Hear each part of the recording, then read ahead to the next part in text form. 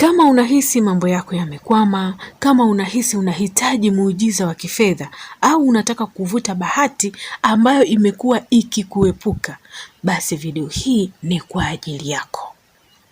Leo nitakupa siri za nini unatakiwa kufanya katika usiku wa tarehe 2 mwezi wa 4 ili uweze kuunganisha frequency yako na frequency ya mafanikio.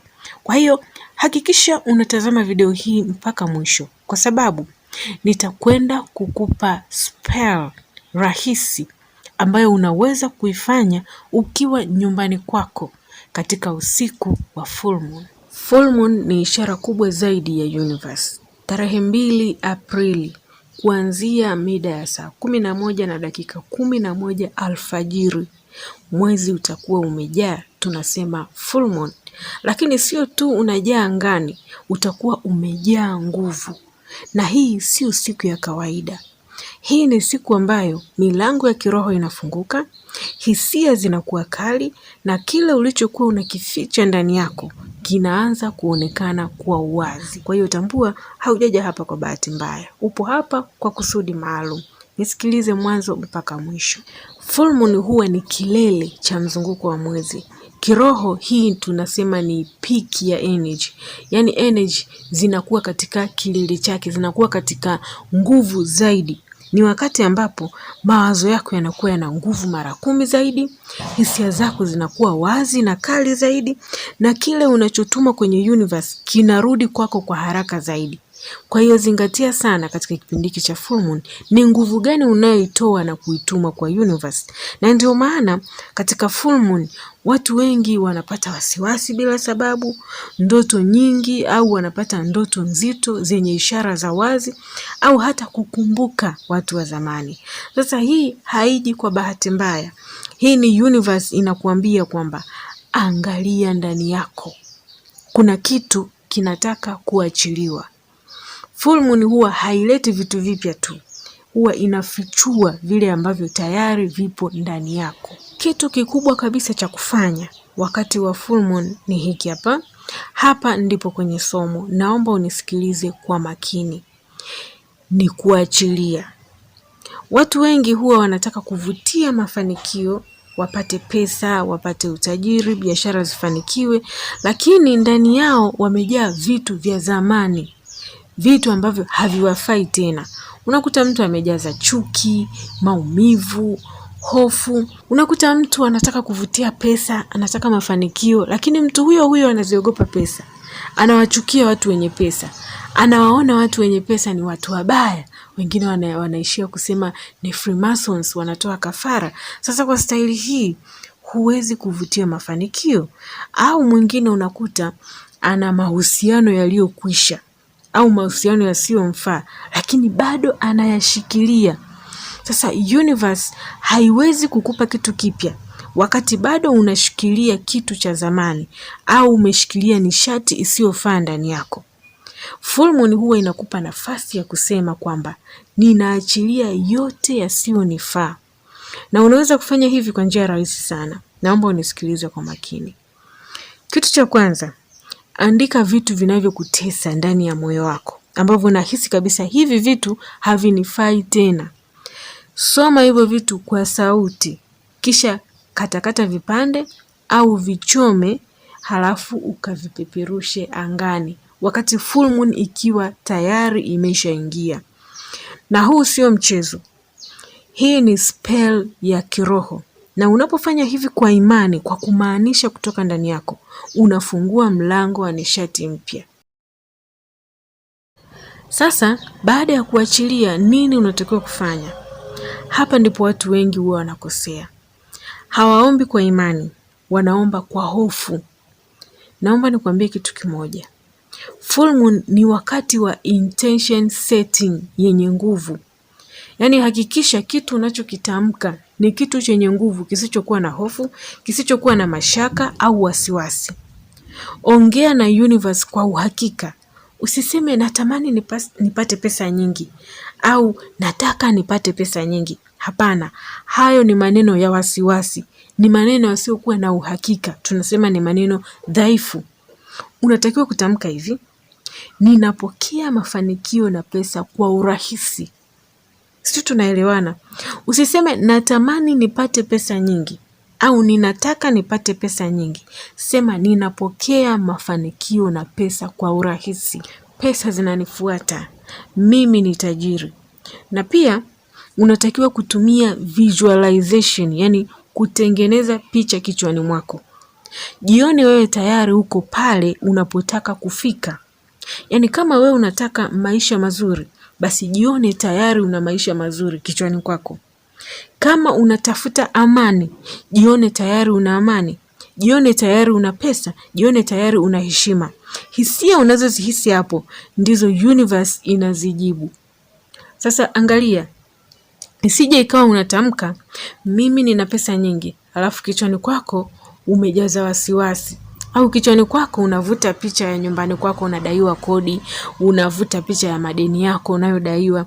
Hapo universe haiwezi kukuletea kile unachotaka. Visualize kile unachokitamka as if kama tayari umeshapokea au as if tayari umeshafanikiwa. Na kitu kingine ni kuwa na shukrani kabla hata hujapata. Yaani hata kama haujaona mwanga wa hicho unachokiomba, basi hakikisha unaanza na shukrani kwanza. Na hii ni siri kubwa sana ambayo watu wengi hawaijui. Naomba nikwambie kitu hiki.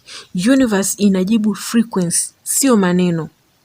Ukishaanza kushukuru kabla hujapata, unaonesha kwamba tayari unaamini na una uhakika na kile unachokitamka. Na imani ndiyo inayovuta matokeo. Kwa hiyo hakikisha unapotamka ombi lolote lile, make sure kwamba unaamini na unashukuru hata kabla ya kupata matokeo. Usisubiri eti upate matokeo uone muujiza ndipo utoe shukrani. Universe huwa inawatendea wale wenye uhakika na kitu wanachokifanya. Na pia wakati wa full moon ni wakati wa kutulia zaidi nyumbani kwako. Katika kipindi hiki energy zipo juu, hisia za watu zipo juu. Kwa hiyo basi jizuie kwa namna yoyote ile kukutana na watu ili uweze kulinda energy yako, ili uweze kulinda vibration zako. Na pia ipo nguvu ya maji na mwezi, yani moon water. Moja ya mambo yenye nguvu zaidi unayoweza kufanya katika kipindi cha full moon ni kutengeneza maji ya mwezi. Haya maji unayatengeneza vipi? Naomba unisikilize kwa makini sana. Chukua glasi ya maji, glasi ambayo ni transparent, yani ukiweka kitu kwa nje unaweza kuona kilichopo ndani. Iweke mahali ambapo mwanga wa mwezi unaweza kuifikia. Hata kama ni dirishani, mlangoni au uani kwako, popote pale. Maji haya yanachukua frequency ya mwezi mpevu, yani ile full moon. Asubuhi, kunywa hayo maji ukiwa na nia au intention ya kusafisha mwili wako na kuamsha nyota yako ya mafanikio. Na pia sio lazima kunywa. Unaweza kuchanganya hayo maji kwenye maji yako ya kuogea kwa ajili ya kusafisha nyota yako na kuondoa negative energy mwilini mwako. Hii ni siri kubwa ya watu wenye mafanikio. Watu wengi waliofanikiwa wanatumia mbinu hii ya maji ya mwezi. Na pia kama mazingira yako yanasapoti, unaweza kuanika ndoo ya maji ambayo ipo wazi. Weka mahali ambapo mwanga wa mwezi unapiga. Yaache yalale hapo usiku kucha. Kesho yake asubuhi unaweza kudekia hayo maji ndani kwako au unaweza kuogea, unaweza kufanya kitu chochote kile kwa intention nzuri kutoka ndani yako. Hayo maji yanakuwa tena sio maji ya kawaida, bali yanakuwa ni maji ya full moon yaliyobeba frequency za universe. Chochote kile utakachotamka kwa kupitia hayo maji kinakuwa. Na pia unaweza kufanya kitu kinachoitwa magnetism ili uweze kuvutia mafanikio katika kipindi cha full moon. Kwa mfano unaweza kuvaa nguo ambayo inang'aa yenye rangi ya mng'ao. Kwa mfano nguo yenye rangi ya silver, nguo nyeupe au nguo ya njano ili kuendana na rangi ya mwezi.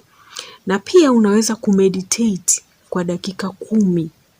Kaa kimya, vuta pumzi ndefu na ujione ukiwa tayari umeshapata lile hitaji lako kubwa, yani ile visualization. Usiombe kana kwamba unalia, omba kana kwamba unashukuru kwa sababu tayari umeshapewa. Yani hakikisha haufanyi maombi ya kinyonge Epuka sana maombi ya kinyonge au ya kukiri udhaifu ulionao. Usitamke kabisa mimi ni maskini. Acha kabisa hayo maneno. Katika maombi yako utakayoomba, hakikisha unaweka maneno yenye nguvu. Mimi ni tajiri, mimi nina pesa, pesa zinanifuata. Na pia unaweza kuweka pesa zako nje au dirishani. Hapa ni kama mazingira yako yanaruhusu. Kama mazingira yako yaruhusu, usifanye hivi, tusije tukaja kulaumiana. Fungua pochi yako, iweke sehemu ambayo kuna mwanga wa mwezi, yani mwanga wa mwezi unaweza ukaifikia. Tamka maneno haya hapa wakati unaweka. Kama mwezi unavyokuwa na kuwa full, ndivyo kipato changu kinavyoongezeka na kujaa. Baada ya kutamka maneno hayo, acha hiyo pochi yako hapo kwa muda wa usiku kucha. Baada ya hapo, endelea na mishe zako kama kawaida. Sasa tunakuja kwenye mambo ya kuepuka wakati wa full moon. Kama kuna muda wa kuwa makini na nishati zako, ni huu hapa.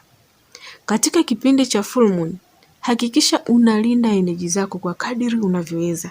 Epuka mabishano na watu. Epuka kufikiria vibaya kupita kiasi. Yani usiwe negative sana. Usiwafikirie watu vibaya. Epuka kuongelea watu kwa chuki au kuwasengenya. Na epuka kufanya maamuzi ya haraka kwa hasira. Usikubali hisia zikupelekeshe. Kwa nini nakwambia hivi? Kwa sababu kila unachofikiria au kusema katika full moon kinajimultiply, yani kinajiongeza maradufu, kinakuwa mara 2 yake. Kwa hiyo kama ukifikiria vibaya, kinakuwa mara nyingi zaidi ya hapo ulivyofikiria. Na kama ukifikiria vizuri, pia kinakuwa vizuri mara 2 yake. Kwa hiyo hata maneno unayoyatamka, hakikisha unatamka maneno yenye frequency nzuri, maneno yanayovutia nishati nzuri. Kadiri unavyotamka ndivyo ambavyo unavutia vitu vizuri maishani mwako, na haijalishi unatamka kwa staili gani.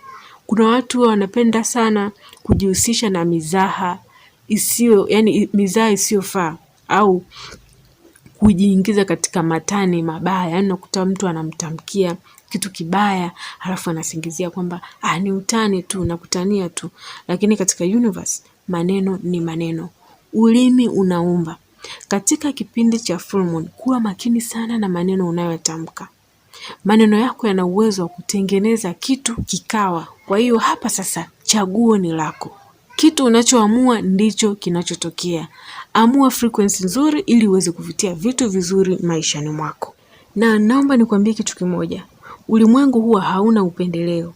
Ulimwengu huwa unajibu energy yako. Tarehe 2 Aprili sio siku ya kawaida.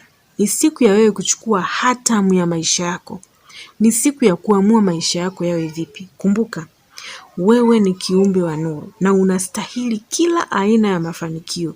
Haujaandikiwa kuwa maskini, na wala hakuna mtu hapa duniani ambaye yeye ndiye anastahili kufanikiwa alafu wengine hawastahili kufanikiwa. Universe haikupi unachotaka, inakupa kile kilichopo ndani yako. Kwa hiyo anza kujibadilisha ndani yako. Anza kubadilisha energy ya ndani yako na maisha yako pia yatabadilika. Kama unataka kuvutia pesa, anza kujaza energy ya pesa ndani yako.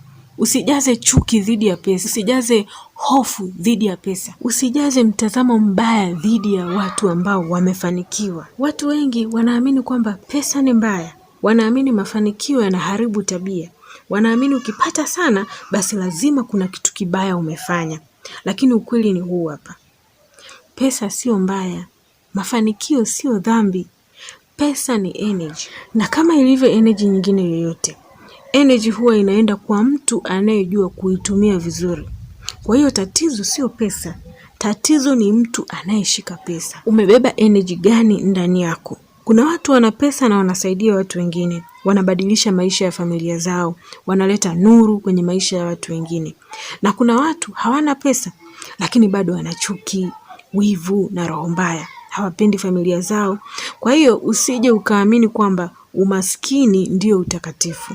Hiki ni kitu ambacho tumeaminishwa kwa muda mrefu sana, kwamba ukiwa na pesa we mbaya, ukiwa maskini we ndio mtakatifu, utaenda mbinguni. Universe haijakuumba uteseke. Universe haijakuumba uishi kwa kubahatisha. Haijakuumba uwe chini ya uwezo wako. Ulikuja hapa duniani kuishi maisha yenye amani, furaha na mafanikio. Na pesa ni sehemu ya hiyo safari ili uweze kufanikisha yote hayo. Sasa nisikilize kwa makini sana. Kama ndani yako unaamini kwamba pesa ni mbaya, basi utazikimbia bila hata kujua. Yaani huwezi kuvutia kitu ambacho wewe unakichukia. Huwezi kuvutia kitu ambacho wewe mwenyewe unakiogopa. Ukibadilisha fikra zako, ukianza kuona pesa kama chombo cha kufanya mema na mafanikio kama ni haki yako, ndipo maisha yako yataanza kubadilika. Full moon hii ya Aprili 2 isiwe tu siku ya kuangalia mwezi, iwe ni siku ya kubadilisha imani zako. Sema ndani yako, ninaruhusu mafanikio yaingie kwenye maisha yangu. Ninaruhusu pesa kuja kwangu kwa njia halali na yenye baraka. Ninastahili maisha mazuri na uamini kwa moyo wote. Kwa sababu universe huwa haisikilizi unachosema tu, huwa inasikiliza kile unachoamini ndani yako. Kwa hiyo ukibadilisha imani zako, utabadilisha pia na matokeo yako. Inawezekana spell zako nyingi hazifanikiwi ni kwa sababu hicho unachokifanya haukiamini, au hicho unachotaka kukivuta haukiamini ndani yako. Na kama umefika mpaka hapa, tambua kwamba sio kwa bahati mbaya. Kuna kitu ndani yako kilikuvuta hapa. Kuna sauti ndogo ndani yako ambayo bado haijakata tamaa kabisa. Najua umechoka, najua kuna wakati ulijaribu sana, lakini mambo hayakwenda kama ulivyotarajia. Najua kuna siku ulijiuliza, kwa nini mimi? Lakini naomba usikilize hii kwa makini sana. Haukuja duniani kwa bahati mbaya. Upo hapa kwa sababu kuna kusudi ndani yako. Wewe ni wa muhimu sana hapa duniani, hata kama bado hujaliona hilo. Hata kama kila kitu kinaonekana kimekwama, hiyo haimaanishi kwamba safari yako imeisha. Wakati mwingine maisha huwa yanatunyamazisha ili uweze kujisikia wewe mwenyewe kwa undani zaidi. Na wakati mwingine mambo huwa yanachelewa. Sio kwa sababu umechelewa, bali kwa sababu bado unaandaliwa. Wakati wako bado haujafika. Kuna maisha ambayo bado haujayaishi. Kuna mafanikio ambayo bado hayajafika kwako. Kwa hiyo usikate tamaa. Kumbuka, kila mtu aliyefanikiwa aliwahi kufika sehemu ya kukata tamaa. Tofauti ni kwamba hawakuishia hapo. Walisonga mbele, walianguka, wakanyanyuka, wakazidi kusonga mbele. Na leo hii, hata kama hauna nguvu nyingi, hata kama haujui uanzie wapi, anza na kitu kidogo ulicho nacho. Simama tena, jaribu tena na amini tena, kwa sababu ndani yako bado kuna nguvu ambayo haujaimaliza. Na kama bado unapumua, basi bado kuna sababu ya wewe kuwa hapa. Sema ndani yako polepole, sijachelewa. Bado nina nafasi. Maisha yangu yanaweza kubadilika, na uamini hilo. Amini hayo maneno unayoyatamka, hata kama ni madogo kiasi gani, kwa sababu wakati mwingine imani ndogo ndio inaanzisha mabadiliko makubwa. Kwa hiyo, fanya haya yote niliyokuelekeza katika hii video, katika kipindi cha Full Moon. Na ukishafanya, rudi hapa kwenye comment section baada ya siku chache ili uje utoe ushuhuda wako, kwa sababu nina uhakika milango inaenda kufunguka katika maisha yako. Hii ni channel kwa ajili ya watu ambao wamefanikiwa. Kwa hiyo kama umeingia katika channel hii kwa namna moja ama nyingine, amini kwamba tayari wewe ni mtu ambaye umefanikiwa. Na kwa kadiri ambavyo unaamini, ndivyo ambavyo mafanikio yanazidi kukufuata. Unaweza kujitamkia neno lolote ile la baraka hapo chini kwenye comments.